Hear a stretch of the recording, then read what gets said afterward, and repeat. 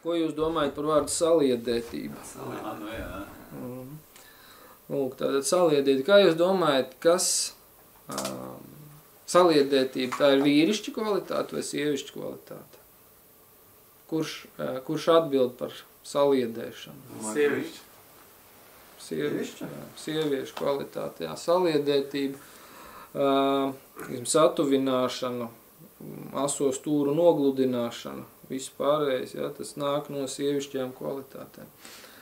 Tad, ko mēs varam secināt, ka mūsdienas sabiedrībā visticamāk, teiksim tā, ja mēs skatāmies uz ārpusi, ja, ka mēs prasījām, kas šodien pietrūkst pasaulē, atbildība, uz ko gulstās pārsvarā par to, kas pietrūkst pasaulē? Uz vīriešiem, jā. Uz ko gulstās atbildība par saliedētību un spēju savstarpēji pilnvērtīgi komunicēt? Uz sievietēm. Tātad mums šodien pasaulē trūkst gan vīriešu, gan sieviešu, lai viss notiktu tā kā vajag. Ja nebūs saliedētība, vīrieši neko nespēs izdarīt ārpasaulē. Un ja vīrieši neko nedarīs ārpasaulē, ja pašā laikā nebūs arī jēgas kaut ko saliedēt, jo mēs katrs pats pa sevi esam. Jā, bet, principā, ja mēs gribam, ja sievietes gribētu, lai viņu vīrieši sāk ietekmēt, darīt kaut ko ārpasaulē, tad viņām būtu jārūpēs par to, lai tās mazās šūniņas būtu saliedētas, ja, kurās tie vīrieši atrodas, lai viņi saprot, ka notiek tā komunikācija starp vīriešiem, ģimenē, dzimtā vai vēl kaut kur. Vienalga viens tur var būt pilnīgs pļēgurs, bet viņiem ir komunikācija un to nodrošina kādreiz agrākos laikos, jūs noteikti visi zinat, ja, paskatieties paudzi, vai divas paudzes, teiksim, savus vecākus, ja, kādas tur bija ģimenes sajieti, kaut kādi pasākumi, svētki, ja, tur sabrauca radi no visiem Latvijas galiem vai pat no ārzemēm vēl kādreiz kādam atbrauc, ja. Tas viss notika, tātad, kas tur bija sievišķais elements, vēl kaut cik palicis. Tad šodienas ģimenēs, dzimtās, vienalga sauks kā to gribi, sievišķais elements ir pilnībā izdzisis. Es nerunāju pa visiem, bet ir noteikti, kas tur vēl kaut kāds ģimenes svētkus, tur dzimtu svētkus, tur dzimtas salidojumus rīko vēl kaut ko, ja, kur vismaz reizi gadā vai reizi 5 vai reizi 2 satiekās, tad šitā un tā, ja. Tas ir tas moments, kas pietrūkst mūsu tajā šaurākajā diapazonā, kurā mēs apgrozamies un no kura vīrietis patiesībā smeļās to enerģiju kaut kādai darbībai, rīcībai un vēl kaut kam tālāk uz priekšu.